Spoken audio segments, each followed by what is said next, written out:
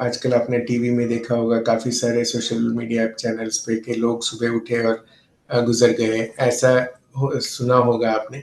इसमें काफ़ी सारी चीज़ें हैं। पहली बात तो ये है कि सारी चीज़ें हार्ट अटैक नहीं हैं। काफ़ी सारी चीज़ें इलेक्ट्रिकल प्रॉब्लम्स के वजह से सडन कार्डियक डेथ हम उसे बोलते हैं। दैट इज़ पेशेंट रात को 2 बजे, 3 बजे या किसी भी टाइम पे गुज़र गए हों और सुबह जब फैमिलीज़ ने देखा उन्हें तो वो दे वर फाउंड डेड, माने जब उनको देखा तो उन्होंने रियलाइज किया कि वो जिंदा नहीं है। तो ये जो चीजें हैं ये भी मॉर्निंग हार्ट अटैक्स में इंक्लूड करते हैं पब्लिक के डिस्कशन में। वो एक अलग सिचुएशन है। सो सडन कार्डियक डेथ जो रात में लोग नींद में गुजर जाते हैं, that is an electrical problem. So it's a totally different issue. लेकिन सुबह का जो हार्ट अटैक है, दैट इज सुबह उठने के थोड़े ही घंटों में या 3 से 5 बजे के अंतराल में जो हार्ट अटैक होता है, उसको हम मॉर्निंग हार्ट अटैक्स करके कहते हैं। अब इसका कारण, कई कारण दिए जाते हैं। सबसे पहला कारण ये होता है कि सुबह को आपका जो एक्टिविटी लेवल रहता है, आपका जो हार्मोनल लेवल्स, जो हार्मोन्स बोलते हैं कॉर्टिसोल, ऐसे जो हार्मोन्स है उसका लेवल्स में चेंजेस, प्लस शुगर के लेवल्स में चेंजेस, इंसुलिन के लेवल में चेंजेस, ऐसे काफ़ी सारे चीज़ें जो चेंज होती है body according to circadian rhythm. Circadian rhythm माने जो हमारा स्लीप अवेक साइकिल है, सुबह हम उठते हैं, रात को सो जाते हैं, उस बीच में जो हमारे हार्मोनल चेंजेस होते हैं, उस दौरान ये 3 से 5 बजे का ऐसा टाइम है जब हमारे सारे चीज़ें नेगेटिवली ट्यून्ड है टुवर्ड्स द हार्ट। माने इस टाइम पे हमारा सिंपैथेटिक एक्टिविटी ज़्यादा होगा, जिसके वजह से शायद हमारा हार्ट रेट ज़्यादा होगा, थोड़ा कुछ हद तक बीपी ज़्यादा होगा, और more importantly sugar levels will be variable. And even more important, platelet adhesiveness. Platelet ऐसी चीज़ है जो हमारे खून का एक ऐसा कण है जो हमारे क्लॉटिंग को हेल्प करती है। ब्लड जो जाम होता है, मैंने अगर एक बॉटल में रखो तो इट गेट्स सॉलिड, तो वो प्रोसेस जो है उसको एड करने वाला प्लेटलेट एक ब्लड में जो इम्पोर्टेंट कंपोनेंट है, जिसके वजह से खून जाम होता है। उसका अधेसिवनेस माने वो एक दूसरे से चिपक जाने की प्रक्रिया है, वो सुबह को ज़्यादा होता है। तो put it in a nutshell, जब सुबह के 3 से 5 बजे ऐसा टाइम है जहाँ पे the chances of having a heart attack is higher, specially उस टाइम पे अगर कोई अनएक्सपेक्टेड एक्साइटमेंट या अनएक्सपेक्टेड एक्टिविटी या कोई फिजिकल एक्टिविटी करें, उस टाइम पे the chances of having early morning heart attack is high. Usually क्या होता है कि जैसे सारे हार्ट अटैक्स होते हैं उस टाइम पे हार्ट की नली में, जो मैंने आपको बताया था, प्लेटलेट अधेसिवनेस ज़्यादा होता है, तो प्लेटलेट ज़्यादा एकत्र हो जाते हैं, तो प्लेटलेट के क्लॉट फॉर्म होने की प्रक्रिया अधिक होने की वजह से वहाँ पे खून क्लॉट हो जाता है। तो क्लॉट होने की वजह से, ब्लॉक तो बहुत साल से था, बहुत महीनों से था, लेकिन उस टाइम पे प्लाक वल्नरेबिलिटी बोलते हैं, दैट इज जो ब्लॉक को कवर कर रहा था उसको अगर वल्नरेबल है, उस टाइम पे वो प्लाक रप्चर हो जाता है, तो उसमें जो चीज़ी मटेरियल है, दैट इज जिसके अंदर जो जो हम बोलते हैं जो फैट है, माने जो उस ब्लॉक को फॉर्म करते हैं, वो सारी चीज़ें ब्लड में रिलीज हो जाती है। जैसे रिलीज होती है उस टाइम पे आपका प्लेटलेट एडिशनस अधिक होने की वजह से इमीडिएटली वहाँ पे एक क्लॉट फॉर्म हो जाता है। क्लॉट फॉर्म होने की वजह से वहाँ का जो रक्त का जो फ्लो है, प्रवाह जो है वो रुक जाता है। जैसे ही रुकता है तो ऑटोमेटिकली पेशेंट्स को चेस्ट पेन हो सकता है, और कि साइलेंटली, माने पेशेंट को कोई भी तकलीफ नहीं और अचानक से पेशेंट गुजर गया। सो साइलेंट हार्ट अटैक भी सुबह के पीरियड्स में ज़्यादा होता है। तो इवन इन हॉस्पिटल में भी हमने काफ़ी बार देखा है कि सारे पेशेंट्स को जो इवेंट्स होते हैं कि सुबह के टाइम में ज़्यादा होते हैं, दैट इज पेशेंट को कोई अरिथमियाज हो, इलेक्ट्रिकल इम्बैलेंस हो, ये सारी चीज़ें 4 to 6 वाले पीरियड में काफ़ी कॉमन है। जिनको हार्ट अटैक होने की शक्यता है, जैसे डायबिटिक है, स्मोकर्स है, पीपल जिनका कोलेस्ट्रॉल हाई है, ओबीज है, रेगुलर एक्सरसाइज नहीं करते, ये सारे रिस्क फैक्टर्स के पेशेंट्स को हार्ट अटैक का चांसेस ज़्यादा है। इसी सबसेट ऑफ पेशेंट्स को हार्ट अटैक की प्रवृत्ति सुबह में ज़्यादा है। इसको ऐड ऑन करें तो पीपल जिनका स्लीप साइकिल ठीक नहीं है, ठीक से सो नहीं रहे हैं, जिनको ये है खराटे लेने का प्रॉब्लम है, हमारी भाषा में उसको ऑब्स्ट्रक्टिव स्लीप एपनिया बोलते हैं, ऐसे सारे पेशेंट्स को जिनका स्लीप साइकिल्स डिस्टर्ब्ड है, जिनको गुड क्वालिटी स्लीप नहीं है, ऐसे पेशेंट्स को बाकी पेशेंट्स से थोड़ा परसेंटेजेस चांसेस ज़्यादा रहते हैं कि अर्ली मॉर्निंग में उनको इवेंट्स या हार्ट अटैक ऐसी चीज़ें होने का चांस अर्ली मॉर्निंग में थोड़ा एक्स्ट्रा है। But at the end of the day जो मेन रिस्क फैक्टर्स है जैसे डायबिटीज़ है, स्मोकिंग है, ब्लड प्रेशर है, ओबेसिटी है, लैक ऑफ एक्सरसाइज है, जेनेटिक है, ये सारे रिस्क फैक्टर्स लोगों को हार्ट अटैक की शक्यता ज़्यादा रहती है। बट इस सबसेट ऑफ पेशेंट्स को इससे ज़्यादा होने का chances is more. Early morning heart attack हो या कभी भी हो, तो फर्स्ट थिंग इज जो पेशेंट्स को पता होना चाहिए कि प्रॉब्लम है। प्रॉब्लम क्या होता है कि most of the time heart problem है कि गैस प्रॉब्लम है, यही पे लोगों को पता नहीं रहता है। तो काफ़ी पेशेंट्स को ये इसी बात का डिले होता है कि पेशेंट्स को ही नहीं पता कि उनको हार्ट का प्रॉब्लम है। तो वो हॉस्पिटल कैसे आएँगे? तो इसके लिए मैं हमेशा पेशेंट्स को एक ही एडवाइस करता हूँ कि आपको ऐसा जैसे ही उठते हैं, आपको कोई डिस्कम्फर्ट लगता है, आपको लगता है कि हार्ट डिज़ीज़ हो सकता है या चेस्ट रिलेटेड है, तो सबसे पहली बात तो आइडेंटिफ़ाई करना है। प्रॉब्लम को हमें पता होना चाहिए कि हमें प्रॉब्लम है। वो हम कैसे जानेंगे? इज़ बाय डूइंग एनी जैसे आप उठ के बेड से उठ के चल के जा रहे हैं, इवन टॉयलेट तक जा रहे हैं और आपको ऐसा लगता है कि आपको वो चलने की जो प्रक्रिया है, माने जो फिजिकल एक्सर्शन जो कर रहे हैं वॉकिंग का, उसमें ही आपका डिस्कम्फर्ट बढ़ रहा है, माने आपको तकलीफ है। ज़रूरी नहीं है कि पेन हो, व्यथा हो या सांस में तकलीफ हो या धड़कन तेज हो जाती हो या ऐसा अनईजी फील होता है।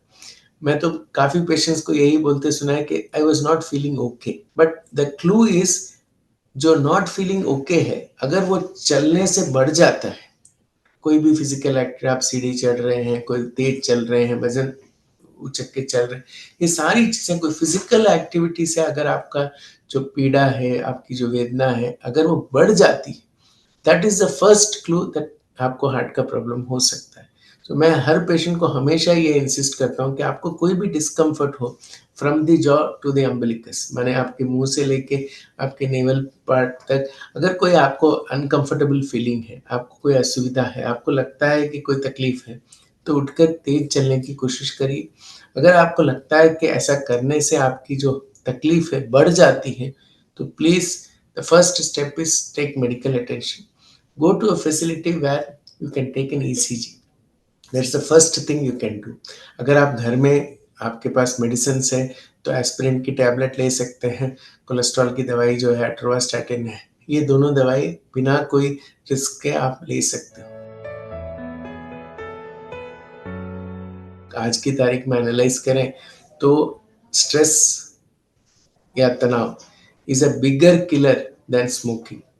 जब मैं ऐसा बोलता हूँ तो पेशेंट मुझे पूछते हैं sir then is smoking a lesser villain. मैं ये नहीं कहना चाहता, मैं कहना ये चाहता हूँ आज की तारीख में तनाव से जो हार्ट अटैक्स हो रहे हैं उसकी मात्रा स्मोकिंग से होने वाले हार्ट अटैक्स से उनकी मात्रा अधिक है।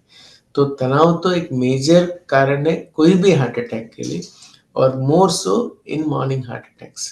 तो तनाव ऐसा एक ट्रिकी बीमारी है, ना पेशेंट मानने के लिए तैयार है, ना डॉक्टर मानने के लिए तैयार है, ना रिलेटिव्स मानने के लिए तैयार है। So it is a very विचित्र प्रकार का बीमारी है जो कोई भी मानने से इनकार कर देता है। अगर कोई मानता ही नहीं है तो उसका इलाज कैसे करें? डॉक्टर्स क्या बोलते हैं कि हमारे बोलने से पेशेंट नाराज़ हो जाएँगे और अगर हम बोलते हैं तो पेशेंट हमारे से आर्ग्यू भी करते हैं कि भई आपने किस बेसिस पे बोला मुझे तनाव है? क्या टेस्ट में पता चला तनाव है? और कुछ पेशेंट्स तो ऐसे भी होते हैं, वो बोलते हैं, "ठीक है डॉक्टर साहब वो छोड़ दो, तनाव के लिए कोई दवाई लिख दो तो हम ले लेंगे।" तो ये कारण की वजह से मोस्ट ऑफ द डॉक्टर्स भी इस बारे में पेशेंट्स को अ, अगवा नहीं करते हैं एंड पेशेंट्स ऑल्सो थोड़ा एक गिल्ट फीलिंग होता है और एक ईगो इश्यू हो जाता है कि पेशेंट को मानने में कि हाँ भाई मेरे लाइफ में तनाव है और उसकी वजह से मुझे तकलीफ है। The first thing is lifestyle changes, तो हम हमेशा हर पेशेंट्स को यही एडवाइस करते हैं कि change your lifestyle, go to early bed early, रात को जितना जल्दी हो सके try to sleep, try to wake up early in the morning and at least a minimum of 6 to 8 hours, 8 hours would be 8 घंटे तो मिनिमम होने ही चाहिए एटलीस्ट 8 नहीं तो 6 घंटे ऑफ गुड क्वालिटी स्लीप तो होना चाहिए। So first thing is ensuring good sleep habits, trying to keep the mobile phone, आपका मोबाइल फ़ोन जहाँ तक हो सके आपके बेड पे ना रहे तो आपके लिए बेटर है। Try to prevent binge watching at night, रात को टीवी या वीडियोस या मोबाइल पे स्क्रॉल करते हुए टाइम ना बिताएं। ये lifestyle changes would be the first thing I will advice all patients.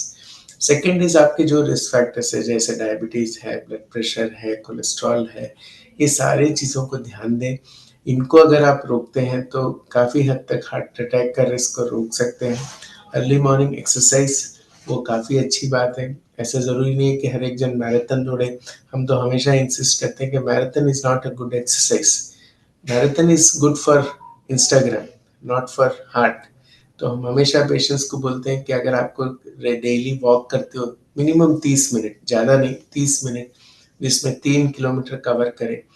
अगर आपको कराटे लेने का प्रॉब्लम है तो उसको पल्मोनोलॉजिस्ट को बता के उसकी जांच करें। आपको अगर क्या स्लीप थेरेपी की ज़रूरत है, स्लीप का कोई ट्रीटमेंट की ज़रूरत है, ये सब वो आपको गाइड करेंगे।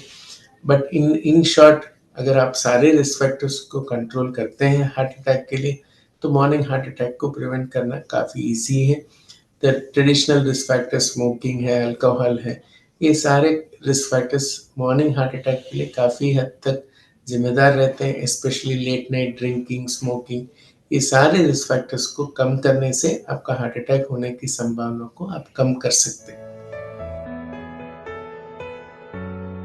पहली बात तो ये है कि कहाँ दर्द हो रहा है। आपका दर्द यहाँ है, यहाँ है, यहाँ है, पीठ में है, गले में है, वो इम्पोर्टेंट नहीं है। That means location of pain is not important.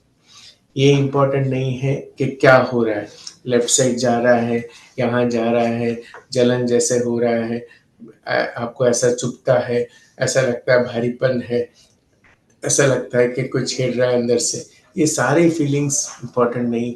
That is nether the location nor the character, ये दोनों चीज़ें इम्पोर्टेंट नहीं है। इम्पोर्टेंट एक ही चीज़ है कि फिजिकल एक्टिविटी या कोई श्रम करने से उस दुविधा या उस तकलीफ को क्या होता है। दैट मीन्स मुझे गले में दुख रहा है लेकिन सीढ़ी चढ़ने से तकलीफ है, वजन उचक के चलने से तकलीफ है, तेज चलने से तकलीफ है, लेकिन बैठे रहने से कोई तकलीफ नहीं है, तो वो 100% हार्ट का प्रॉब्लम है। इसीलिए हर पेशेंट जब भी छाती में कोई तकलीफ है और उन्हें ये डाउट है कि हार्ट का प्रॉब्लम हो सकता है तो उस पेशेंट को ये मस्ट है कि वो इमीडिएटली उठ के चलें, हो सके तो नियर बाई सीढ़ी चढ़े। अगर सीढ़ी चढ़ने से उनका तकलीफ बढ़ जाता है तो प्लीज़ टेक मेडिकल अटेंशन। अगर कुछ नहीं होता तो please you can safely ignore it, heart disease शायद ना भी हो। बट अगर फिजिकल एक्टिविटी से तकलीफ बढ़ जाता है तो definitely please take medical attention. First is आपका क्वालिटी ऑफ स्लीप अच्छा होना चाहिए, ड्यूरेशन ऑफ स्लीप अच्छा होना चाहिए। इसके अलावा आपको अगर ब्लड प्रेशर है, शुगर है, कोलेस्ट्रॉल है तो उसकी दवाई लेनी चाहिए। प्लस अगर आपको स्ट्रेस है तो आपको you should accept it, seek help. ऐसा ज़रूरी नहीं है कि हर एक को स्ट्रेस है तो साइकेट्रिस्ट के पास जाने की ज़रूरत है और दवाई खाने की ज़रूरत है। अगर आप इवन आप अच्छे दोस्त हैं आपके, उनसे आप मिलते हो, उनसे बातचीत करते हो तो ही आप स्ट्रेस को मैनेज कर सकते हो। ज़रूरी नहीं है कि हर स्ट्रेस होने पे आपको एक साइकोलॉजिस्ट या साइकेट्रिस्ट की मदद लेनी चाहिए और दवाई खाना, ये सब ज़रूरी नहीं है। ये चीज़ें करने से ही काफ़ी हद तक मैनेज हो सकता है। आपके जो ट्रेडिशनल रिस्क फैक्टर्स है स्मोकिंग, अल्कोहल, इसको जितना हो सके अवॉइड करें बिकॉज़ हमारे हिसाब से ऐसा कोई लेवल नहीं है जो हार्ट के लिए सेफ है। So there is nothing like moderation in smoking और alcohol. 0 is the only number I know and that is something मैं हर पेशेंट से रिक्वेस्ट करता हूँ। ये सारे रिस्क फैक्टर्स को अवॉइड करने के लिए वो बहुत हद तक आपको हेल्प करते हैं।